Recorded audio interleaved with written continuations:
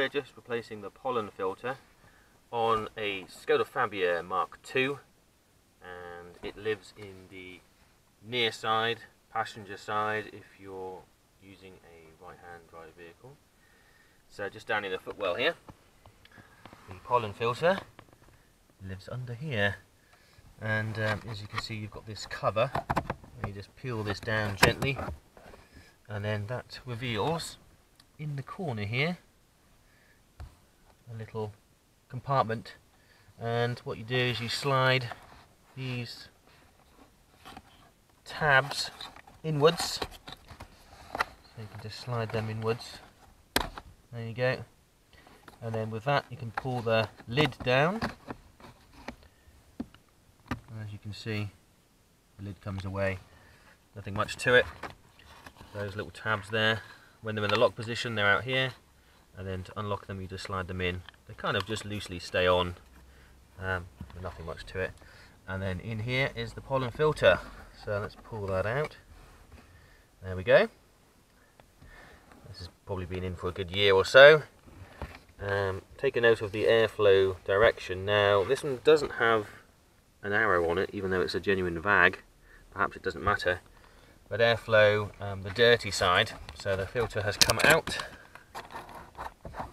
It's come out in that direction, so with the writing towards me, and you can tell that the dirty side was this side.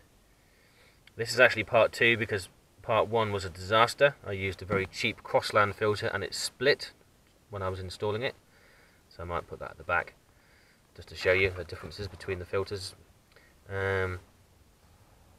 So the dirty side was here. I mean, I've given this a quick clean because I had to go and return the filter. And I've exchanged the Crosland, which was terribly cheap, for a lovely Bosch, which I should have done in the first place, really. So that'll teach me for buying cheap. Buy cheap, buy twice. But what's this one? Here we go. There's some model numbers there. I'll put all these in the link with all the cross references. So let's have a look at this one. The Crosland was extremely thin and cheap looking, so I knew I'd made a mistake buying that one. So there we go, there's the Bosch one. Active charcoal, which is really what you want. Yeah, it looks pretty good. Now this one does have an arrow, so there we go. I don't know if you can see it at the top there. So airflow goes in that direction. So dirty side here, clean side this side. And that's what we're going to do. We're going to replace that. This is the level of quality you get with Bosch. You even get a small instruction booklet, which I've not seen before in other filters of cheaper makes. But there we go. There's some model numbers and even pictures of the car, so you can kind of pretty much guess that you're going to get the right filter. And inside we've got some better instructions, or pictorial, but that's fine. And you can even see the cover there, which could be a little bit tricky if you've not done it before, but yeah, that's fantastic. Good stuff. So this one, as you can see, is pretty dirty. Chuck it over there. The Crosland had a really thin frame to it, very badly constructed. So what we're going to do is we're going to position this underneath, and bear with me a second while I position. Okay, so I'm just going to offer it up. As you can see, it's in that position. A little wiggle, and it slides up, as you can see, nicely into position. And then when it's up as far as it can go, then you're ready to put the cover back on.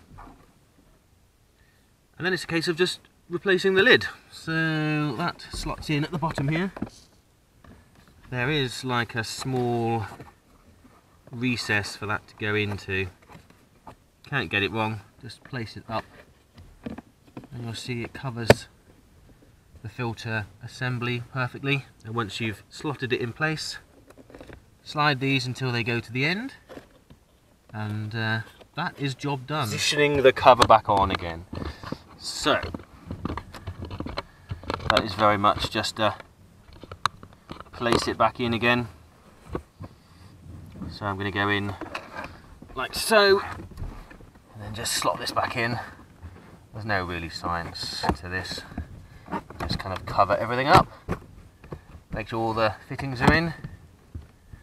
And that's it. Job is done.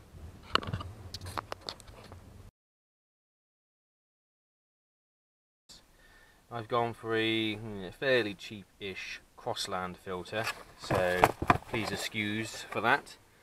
But there's the model number if you need to have that. It's a C40454C, but I'll put all of the compatible cross links to other brands, including the original OEM one, which I think might have been a MANN filter, in the description below.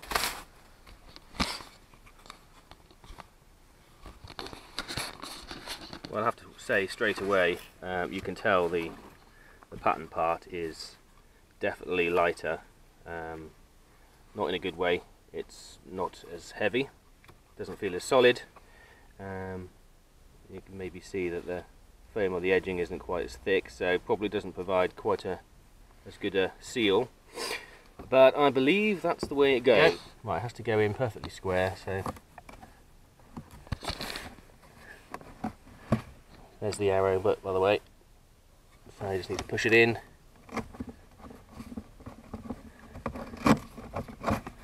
You're taking the... Well, there we go. That's what you get when you buy cheap filters. Look, it's broken. What a load of rubbish. So I think the original one's going to go back in, and this one's going to be refunded.